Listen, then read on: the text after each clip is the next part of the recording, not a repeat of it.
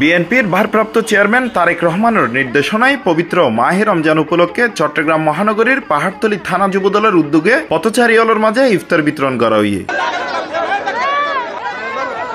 মার্চের 14 তারিখ ইফতারের আগ মুহূর্তে পাহাড়তলী সাগরিকা মোড়ের পথচারীদের মাঝে এই ইফতার বিতরণ করা হয়। এই সময় প্রধান অতিথি হিসেবে উপস্থিত আছেন চট্টগ্রাম মহানগর যুবদলের সাবেক সভাপতি মোশাররফ হোসেন দীপ্তি। তিনি হইয়ে আবার একটা নৈরাজ্যকর পরিস্থিতি তৈরি করে জনগণ যেন বলে আগেরটা ভালো ছিল। আগেরটা কিসের ভালো ছিল? এই রমজান মাসে আমরা বাজারে গেছি, আগের থেকে কি রমজানে এবারের দাম কম ছিল না বেশি ছিল?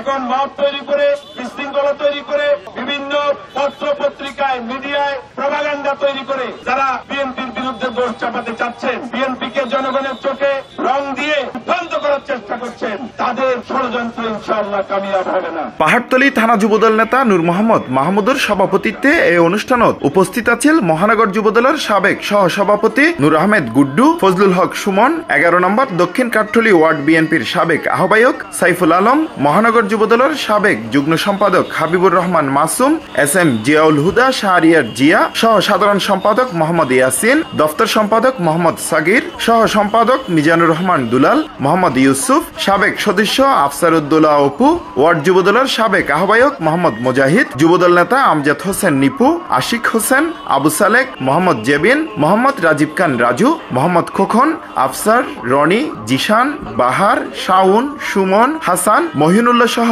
অনেকেই উপস্থিত আছেন। নির্যাতন নিপীড়নের শেষ কি জিনিস ছিল একমাত্র আমরা ছাড়া কেউ জানে না। এখানে সবাই মামলার আসামি, আমি নিজেও মামলার আসামি। 17 বছর আমরা এখানে কথা বলতে পারি নাই, 17 বছর বাদ দিলাম, গত বছরও আমরা এখানে দাঁড়াইতেও পারি নাই। বন্ধুগণ, আমরা 17 বছর এমন দুঃসহ জীবনযাপন করেছি যে আমরা হয়তো ইফতার বিতরণ করার দূরেরই কথা আমরা একদম একসাথে করতে পারি না আমার ভাই বোনদের সাথে। আজকে এই স্বৈরাচার দেশ থেকে পতন হওয়ার পর আমরা মানুষের মাঝে দেশের স্বৈরাচার পতন হয়েছে ইনশাআল্লাহ। Hossain Abbas, C+ TV, Chittagong.